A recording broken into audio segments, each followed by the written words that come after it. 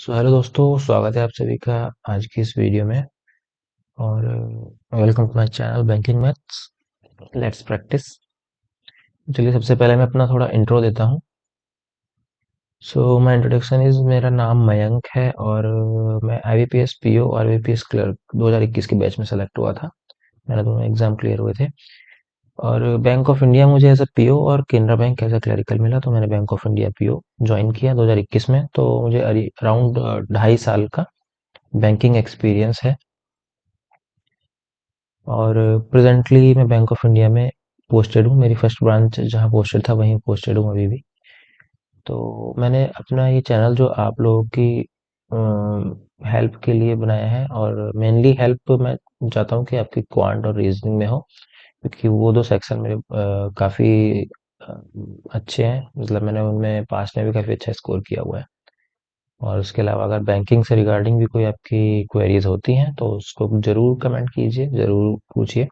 उसको भी मैं बताने की पूरी कोशिश करूंगा। तो चलिए, आज का सेशन शुरू करते हैं। आज हम सॉल्व करेंगे वर्ड प्रॉब्लम्स। तो वर्ड प्रॉब्लम्स में सबसे पहला क्वेश्चन, आइए देखते हैं। सबसे पहला क्वेश्चन हमसे क्या बोलता है? Drink A contains 30 ml alcohol and 60 ml water, whereas drink B contains 90 ml pure alcohol. How much alcohol should be transferred from drink B to drink A so that the quantity of alcohol in the drink A becomes 60%? देखते हैं इस type के questions को आप कैसे solve करेंगे। यहाँ पे लिख लेते हैं अपना, एक मिनट, अपना कलर चेंज कर देते हैं इसका।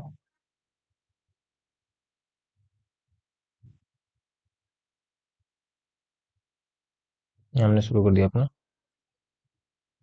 सॉल्यूशन। क्वेश्चन बेसिकली बोल क्या रहा है? एक ड्रिंक ए और एक ड्रिंक बी, दो ड्रिंक्स हैं। और इनमें ड्रिंक ए में क्या है? अल्कोहल और वाटर। और ड्रिंक बी में मेनली प्योरली अल्कोहल ही है। ठीक है। ड्रिंक ए में अल्कोहल कितना है? 30 ml। और वाटर कितना है? 60 ml। और ड्रिंक बी में कितना अल्कोहल है? प्योर अल्कोहल ही 90 ml। मतलब वाटर कितना हो जाएगा इसमें? 0। ओके। तो अब वो पूछता है कि हम ड्रिंक बी से ड्रिंक ए में कितना अल्कोहल डाल दें। इसमें 90 ml अल्कोहल है, तो इसमें से कितना अल्कोहल ड्रिंक ए में डाल दें कि ड्रिंक ए में जो अल्कोहल की क्वांटिटी हो जाए वो 60% हो जाए। ठीक, तो हम मान लेते हैं कि हमने इसमें से x ml डाल दिया। तो क्या हो जाएगा? वो 30 प्लस x ml हो जाएगा। अब क्वेश्चन क्या बोलता है? 30 प्लस एक्स, टोटल ड्रिंक की क्वांटिटी कितनी हो जाएगी? 60 प्लस 30 कितना हो जाएगा? 90 प्लस एक्स, क्योंकि उसमें एक्स भी ऐड हो जाएगा, इंटू 100 इज इक्वल्स टू कितना दिया है हमें? 60। मतलब क्या बोल रहा है कि अल्कोहल की क्वांटिटी टोटल क्वांटिटी की 60% हो जाएगी, है ना, क्वांटिटी ऑफ अल्कोहल। तो हम जीरो से जीरो माइनस कर देंगे। 2 3 या 6, और ये हो जाएगा आपका 2 5 टाइम। तो अगर इसको सॉल्व कर देंगे तो कितना हो जाएगा? इसको 150 प्लस 5x, ऊपर मल्टीप्लाई कर दिया 5 का इन दोनों से। अब 3, ये इधर चला जाएगा पूरा उठ के, तो 3 से मल्टीप्लाई हो जाएगा, बराबर कितना हो जाएगा? 3 इंटू 90 प्लस एक्स। तो अब ये फर्दर क्या हो जाएगा? 5x plus 150 is equals to 270 plus 3x। तो 2x बराबर कितना हो गया? 120। 270 में से 150 माइनस किया, x बराबर कितना हो जाएगा? 60। मतलब कितनी क्वांटिटी डालनी होगी हमें? 60 ml क्वांटिटी अल्कोहल की डालनी होगी। तो हमारा आंसर हो जाएगा 60 ml। ओके, चलिए नेक्स्ट क्वेश्चन देखते हैं। नेक्स्ट क्वेश्चन क्या बोलता है? A can do work in 20 days while B can do 60% of the same work in 30 days। If A starts the work and B joins him 6 days later, then find the total time taken to finish the work this way. आइए solution देखते हैं।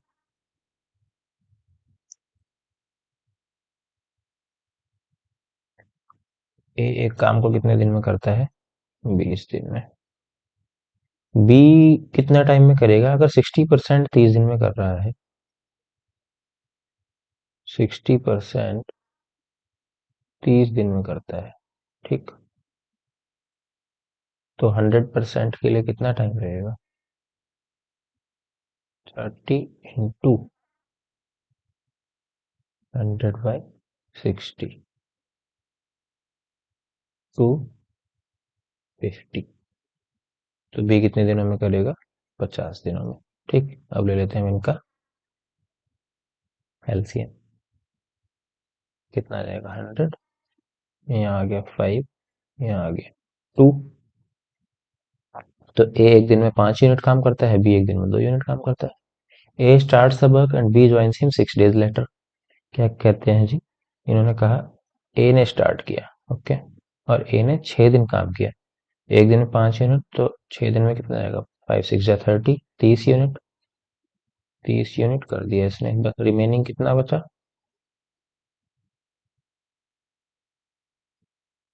100 में से 30 minus करा, 70 unit काम अभी भी बचा हुआ है। अब ए और बी दोनों मिलके काम करते हैं, 5 और 2 7, सो रिमेनिंग टाइम कितना हो जाएगा? 70 यूनिट काम है और ए और बी दोनों मिलके करते हैं, तो कितना हो जाएगा? 10 दिन। तो टोटल टाइम कितना हो जाएगा?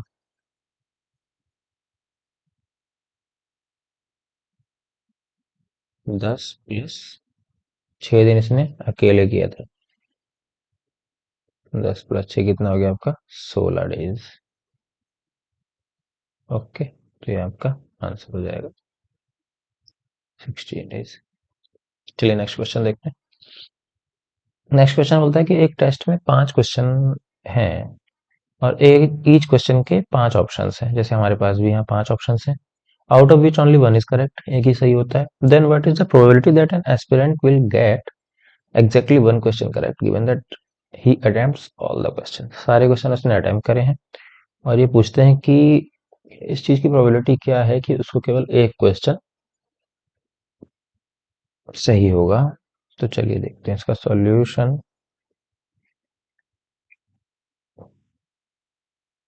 प्रोबेबिलिटी एक क्वेश्चन सही होने की क्या होगी? Probability of a question being right. सही होने की प्रोबेबिलिटी क्या होगी क्वेश्चन की? इसकी प्रोबेबिलिटी होती है कितनी? 1/5 होगी, क्योंकि एक सही है और टोटल 5 ऑप्शन है ना। अब probability of being sorry probability of a question being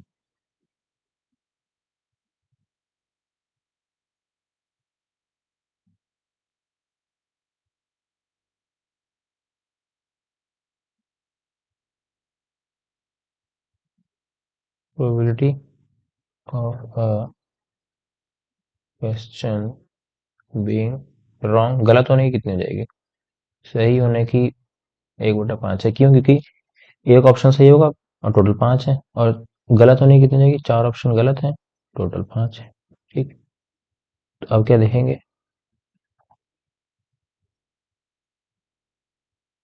probability of first question being correct, पहला क्वेश्चन सही हो, बाकी and all others being wrong. मतलब पहला क्वेश्चन सही है, बाकी सारे गलत करें, तो ऐसे में क्या हो जाएगी, पहले पहला सही करा है, बाकी सारे गलत करें। ठीक, ये हो गया।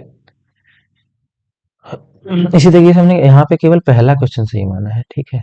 अब हम अगर मान लें कि दूसरा क्वेश्चन सही है, तो यहाँ 4/5 आ जाएगा, यहाँ 1/5 आ जाएगा, बाकी सब सेम ही रहेगा। माने कि तीसरा सही है, तो यहाँ 4/5, 4/5, यहाँ 1/5। तो इस तरीके से टोटल पॉसिबिलिटीज कितनी बनेंगी, 5 बनेंगी। तो जो हमें क्वेश्चन पूछा है कि probability of exactly one question being right, 5 into, क्योंकि ऐसे हमारे पास 5 केस पॉसिबल है। 5 केस क्यों, पहला सही, बाकी गलत, दूसरा सही, बाकी गलत, तीसरा सही, बाकी गलत, चौथा सही, बाकी गलत, पांचवा सही, बाकी गलत। तो इसका मतलब 5 से मल्टीप्लाई कर देंगे इसकी, 5 into 1/5 into 4/5 into 4/5 into 4/5 into 4/5। इससे ये कट गया, आंसर क्या आएगा हमारे पास, 4 की मल्टीप्लाई करी, 4 बार 256, 5 की करेंगे 5 बार, 4 बार 625, ये देगा हमारे पास आंसर। 256 625, यानी कि ऑप्शन नंबर हमारा first is correct. Next question देखते हैं।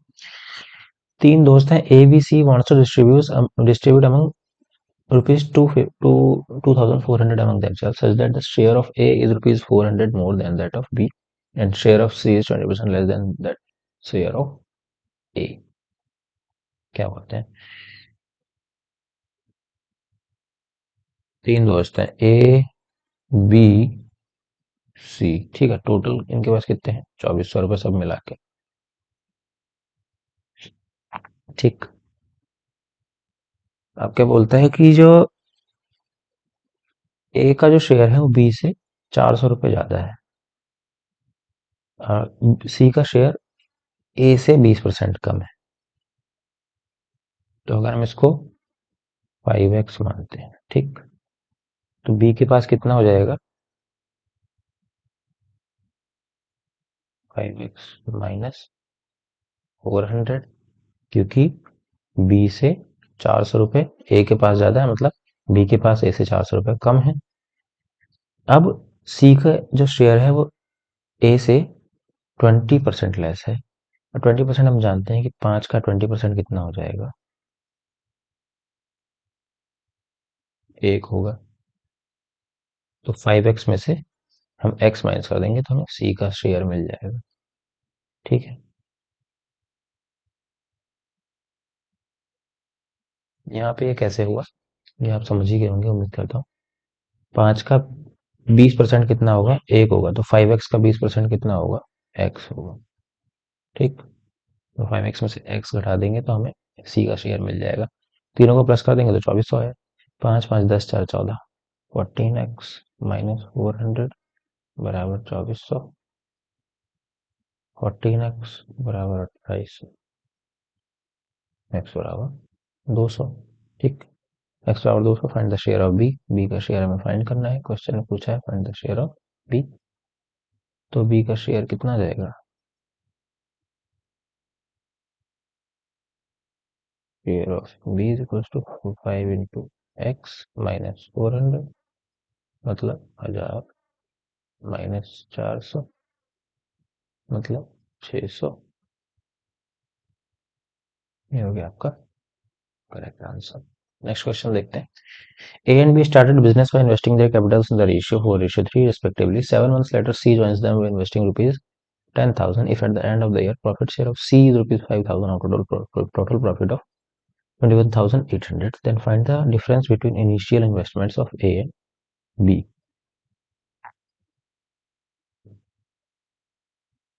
चलिए देखते हैं इसमें सॉल्यूशन किस तरीके से होगा। पहले क्वेश्चन क्या हो रहा है, तीन लोग हैं, ए बी और सी, ये एक बिजनेस स्टार्ट करते हैं और इनकी कैपिटल्स किस रेशियो में, ए और बी की कैपिटल किस रेशियो में है, 4:3। ठीक है, तो इसको 4x मानेंगे, तो इसको 3x मानेंगे।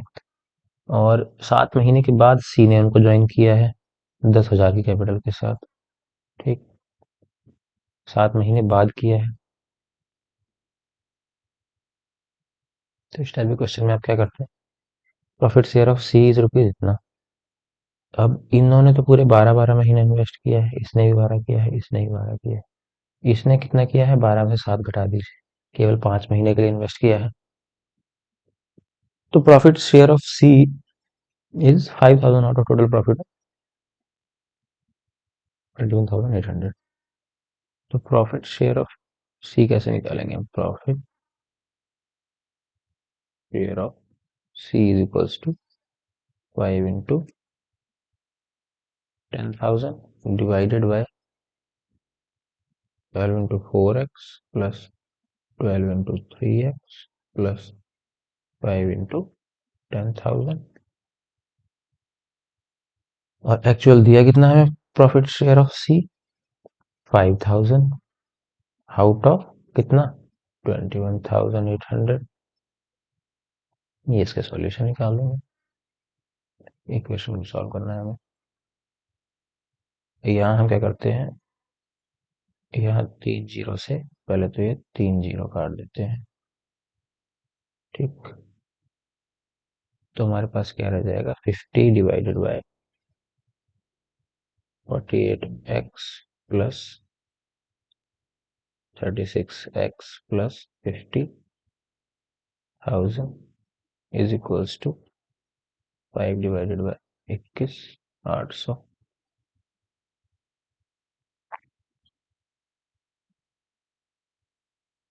इसका मतलब क्या हो जाएगा, 5 से हम काट देंगे इसको 10 बार।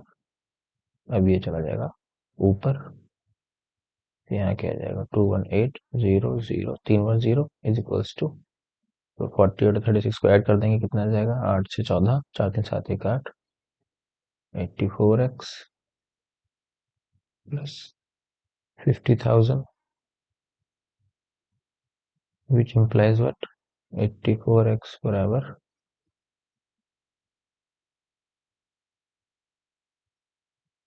21, 2,18,000 minus 50,000 which implies 84x equals to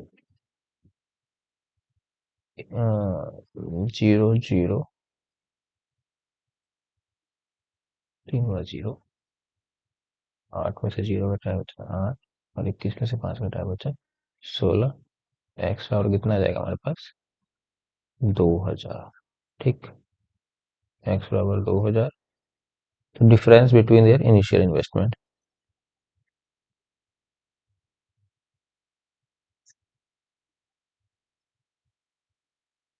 initial investment में कितने का डिफरेंस है, एक्स का ही डिफरेंस है ना। डिफरेंस कितना है, 4x minus 3x equals to x equals to 2,000, क्योंकि एक्स हमारे पास 2,000 निकला है। तो इसका आंसर कितना हो जाएगा, एक्स बराबर 2,000 का डिफरेंस उनके बीच में होगा। नेक्स्ट क्वेश्चन है, a train can cross a platform in 20 seconds, the ratio of length of train to length of the platform is इतना इतना, 2:3। If the speed of the train is decreased by, train की speed अगर 20% घट जाती है, then find the time taken by the train to cross the platform. ठीक है, चलिए इसका सॉल्यूशन देखते हैं कैसे रहेगा। इसमें हमें जो ये इन्फॉर्मेशन दी है, इसका हमें कोई यूज नहीं है कि इनका जो रेशियो 2:3 है। हम क्या करेंगे, नॉर्मल फॉर्मूला क्या होता है,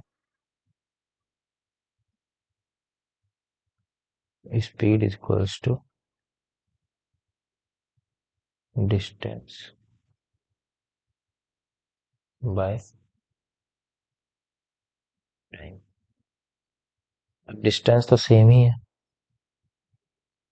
कि दोनों ही बारी में वो प्लेटफॉर्म क्रॉस कर रही है ट्रेन, है ना, दोनों ही बारी में ट्रेन जो है प्लेटफॉर्म क्रॉस कर रही है, फर्स्ट टाइम में भी और सेकंड टाइम में भी। फर्स्ट टाइम में तो उसकी स्पीड नॉर्मल है, लेकिन सेकंड टाइम में उसकी स्पीड 20% घट गई है। जब डिस्टेंस सेम होती है तो speed is proportional to 1 by time, है ना। मतलब स्पीड 1/t1। जब कांस्टेंट हटता है, यहाँ पे क्या लिखेंगे, distance is equals to same. जब कांस्टेंट हटता है तो s1 is equals to k, मान लिया हमने कांस्टेंट आया t1, means s1 t1 is equals to k is equals to s2 t2, हमारे पास आ जाता है। सो s1/s2 is equals to t2/t1। s1 और s2 का रेशियो हमें क्या दिया हुआ है, ठीक है। s1/s2 हमें क्या दिया हुआ है, जो स्पीड है 20% घट गई है। मतलब पहले अगर स्पीड 100 थी तो 20% घट के कितनी जाएगी, 80। मतलब अगर पहले 20 से काट दें, पहले 5 थी तो बाद में कितनी हो गई, 4। ठीक। तो T2/T1 कितना हो जाएगा, S1/S2, यहाँ से। ठीक है, S1/S2 कितना है हमारे पास, 5/4। तो T2 कितना हो जाएगा, 5/4 of T1 is equals to 5/4 of T1। कितना है हमारे पास, T1 मतलब पहला टाइम कितना ले रही है, 20 सेकेंड्स। इसको इससे काट दिया तो कितना हो जाएगा, 5 बार बटा 25 सेकेंड। तो क्या हो जाएगा हमारे पास, 25 सेकेंड। और अगर आप ये तो मैंने आपको पूरा फॉर्मूला डिराइव करके बताया है, ठीक है। आपको इतना सब डिराइव नहीं करना है। Income of A is 30% more than that income of B. Next question देखते हैं हम। नेक्स्ट क्वेश्चन क्या बोलता है।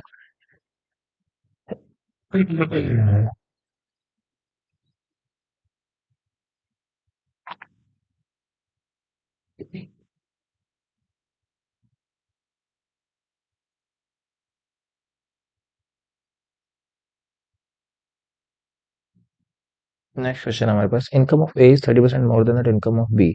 दो लोग हैं, ए और बी। क्या होता है, इनकम, एक्सपेंडिचर, सेविंग्स। ठीक। ए की जो इनकम है बी से 30%, 30% ज्यादा है। तो बी की अगर 100 है, 100x, तो ए की कितनी हो जाएगी, 130x, 30% ज्यादा है। A saves 25% of his income while B saves ₹2600। अपने इनकम का 25%, मतलब 130x, 25% का मतलब डिवाइडेड बाय 4, कितना जाएगा, 4 ×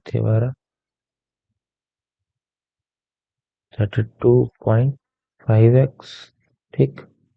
ये कितना सेव करता है, 2600। If savings of both A and B are same. ठीक। अब क्या बोलता है, 32.5x और ये दोनों सेम है, तो इससे हमें क्या मिल जाएगा, x बराबर कितना हो जाएगा हमारे पास, 2600 divided by 300, 32.5, which implies what, x बराबर 26,000 divided by 325।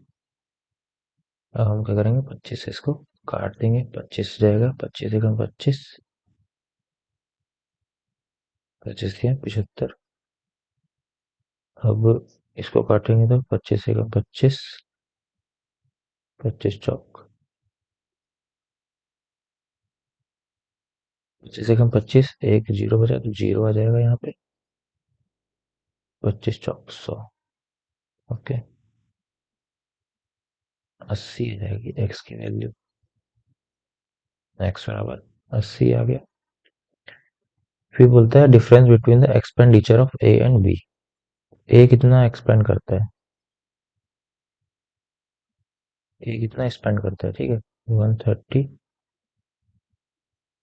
X into 3/4,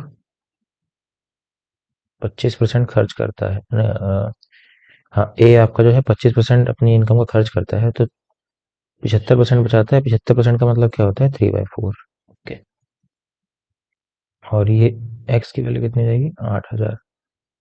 income 8,000 है, क्योंकि एक्स की वैल्यू हमारे पास 80 है, तो 100x की वैल्यू 8,000 हो जाएगी। अब हमें एक्सपेंडिचर निकालना है, तो इनकम में से सेविंग को माइनस कर देंगे, तो कितना बचेगा, 8। इसको माइनस करेंगे तो हमारे पास 6400 आ जाएगा। हमें क्या निकालना है, एक्सपेंडिचर का डिफरेंस, ठीक। तो ए का एक्सपेंडिचर कितना हो जाएगा,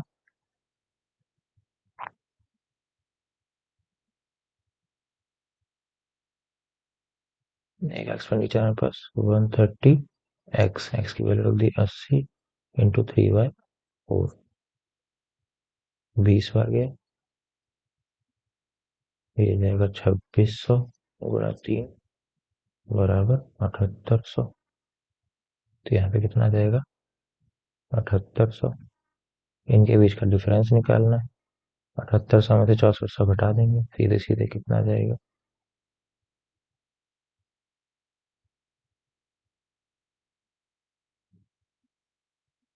अच्छा यहाँ 5400 आएगा, माफ कीजिए।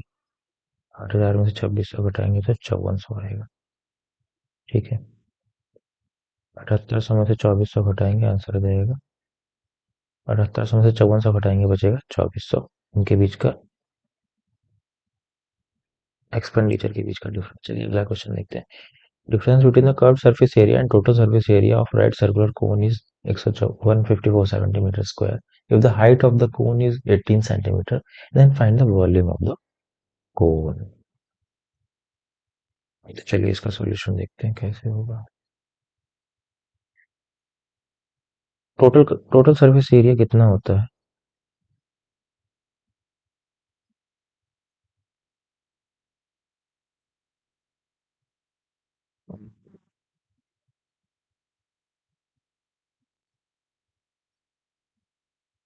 पाई r square plus pi r L.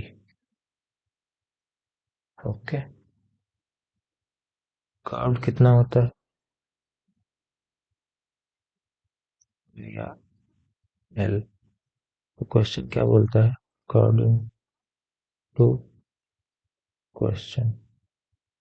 Paper में आपको इतना सब नहीं लिखना, आपको सारे खाली सीधे इनके बीच का डिफरेंस निकालना है। इनके बीच का जो डिफरेंस दिया है, ये तो बोल रहा है difference between the curved surface area and total surface area of a right circular cone. Pi r square plus pi r l minus pi r l is equals to 154। इनके बीच का डिफरेंस जो दिया है वो कितना है, 154 सेंटीमीटर। तो क्या बता रहा है, पाई आर स्क्वायर 154 22/7 गुना आर स्क्वायर बराबर 154।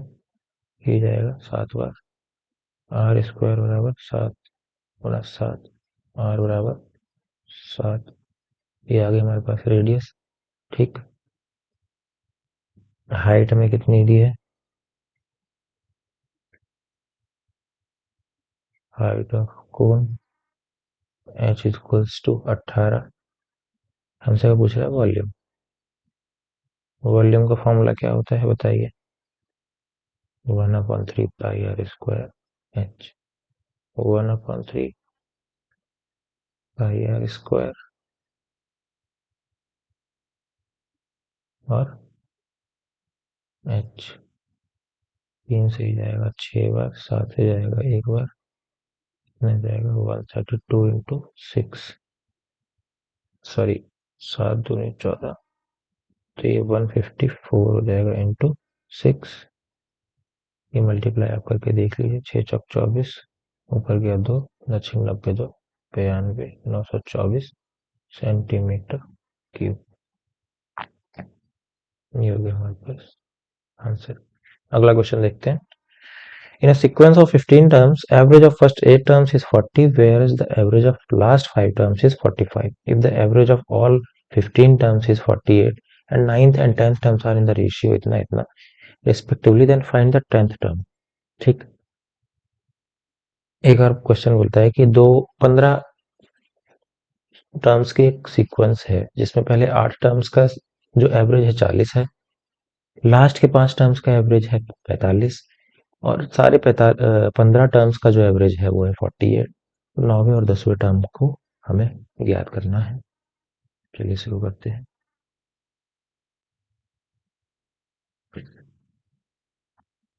फर्स्ट 8 टर्म्स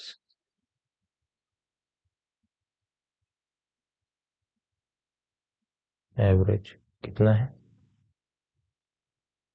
40, सम कितना हो जाएगा 8 गुणा 40 यानी कि 320, लास्ट 8 नहीं लास्ट 5 टर्म्स एवरेज कितना हो जाएगा, कितना दिया हुआ है 45, सम कितना हो जाएगा 5 गुणा 45 यानी कि 225 सम हो गया। तो क्या हो गया, स्टार्टिंग के 8 हो गए और बाद के 5 हो गए, तो 8 और 5 कितना हो गया 13 हो गया, बचता कौन सा है 9वां और 10वां टर्म। ठीक, इनका सम कितना दिया हुआ हमें, मतलब निकाला हमने 320, इसका कितना निकाला है 225। तो अगर हम सारे का सम निकाल लें और इसमें से इसको और इसको माइनस कर दें तो हमारे पास ये 9वें और 10वें टर्म का सम मिल जाएगा। ठीक है, तो टोटल का सम कैसे निकालेंगे, देखिए एवरेज ऑफ ऑल 15 टर्म्स कितना है 48, सम कितना हो जाएगा 15 गुणा 48। ठीक, जीरो यहाँ से लगा 12, 15 चौक 60, 70, 72, 720, सबका सम हो जाएगा। तो अब क्या करेंगे हम,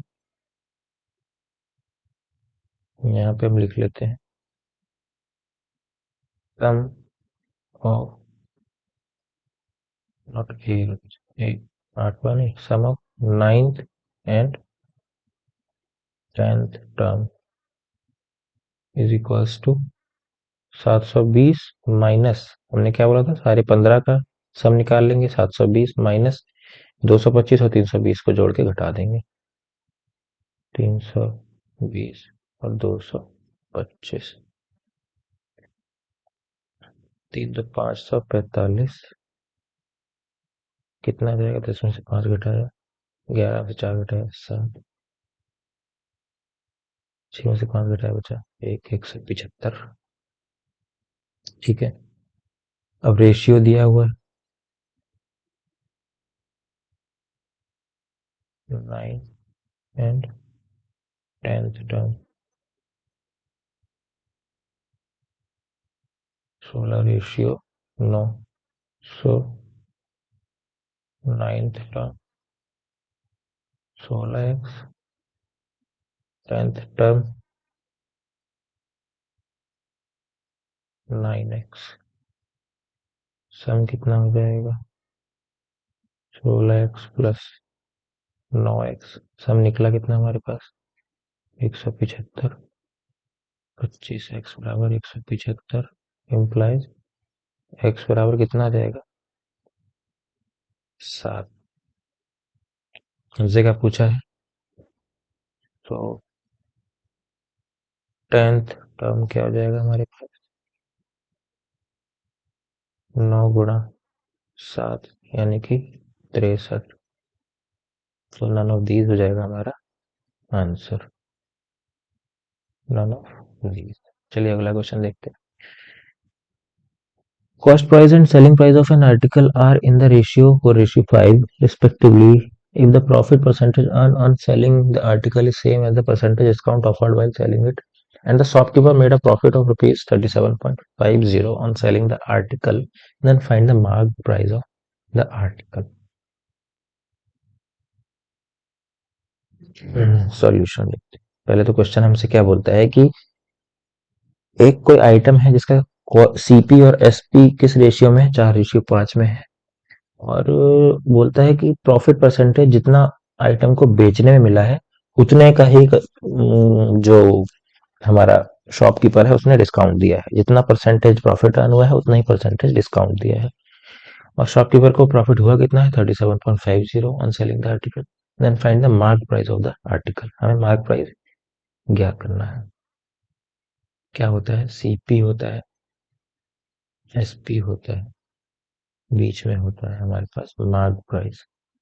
कस्टमर क्या कर शॉपकीपर क्या करता है, जितना कॉस्ट बढ़ा उससे कुछ प्राइस बढ़ा दिया, एमआरपी दिखा दी, कस्टमर को बताया कि तुम्हें डिस्काउंट मिला है, डिस्काउंट देके सेलिंग प्राइस कर जाता है।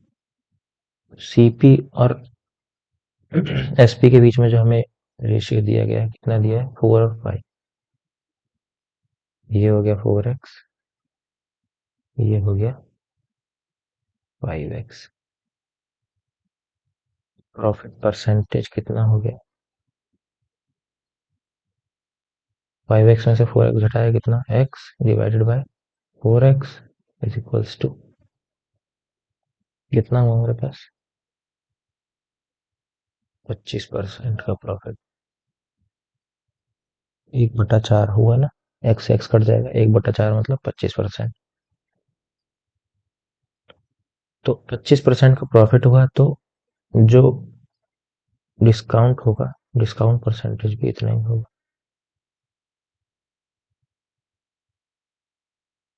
25%, है ना।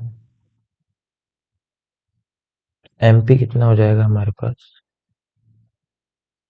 यानी कि एमपी और एसपी का रेशियो कितना हो जाएगा। अगर हम एमपी को 4y माने तो एसपी कितना हो जाएगा, 3y। ठीक, यानी कि इनके बीच का रेशियो 4/3 हो जाएगा। कैसे हो जाएगा, क्योंकि 4y माना है, 25% का डिस्काउंट है। 25% का मतलब क्या होता है, 4y का 1/4, 25%, 4 से 4 कट गया, यानी कि y का डिस्काउंट दे रहा है, y घटा देंगे 3y बचेगा एसपी। ठीक, तो एमपी बराबर क्या हो जाएगा, 4/3 ऑफ 5x।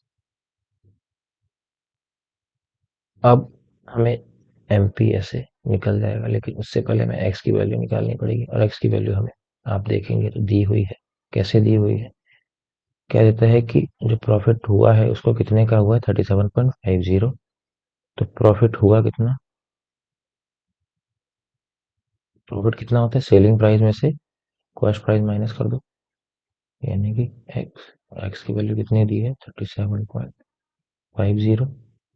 एमपी यानी कि मार्क प्राइस कितना हो जाएगा, 4/3 इंटू 5 इंटू 37.5, यानी कि 4/3।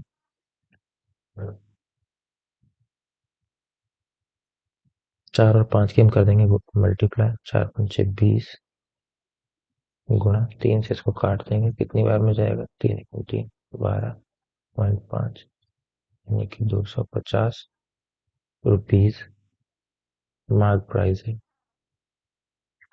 तो हमारा आंसर कितना जाएगा, 250। ये हो जाएगा हमारा आंसर। दोस्तों उम्मीद करता हूँ कि आपको सारे क्वेश्चन समझ में आए होंगे। अपने जो भी डाउट है क्वेश्चंस के रिगार्डिंग जरूर कमेंट बॉक्स में लिखिए, और वीडियो पसंद आया हो तो वीडियो को लाइक कीजिए, चैनल को सब्सक्राइब कीजिए, ऐसे ही और फ्री कंटेंट के लिए, और अपने सभी दोस्तों के साथ शेयर कीजिए। Thanks for watching.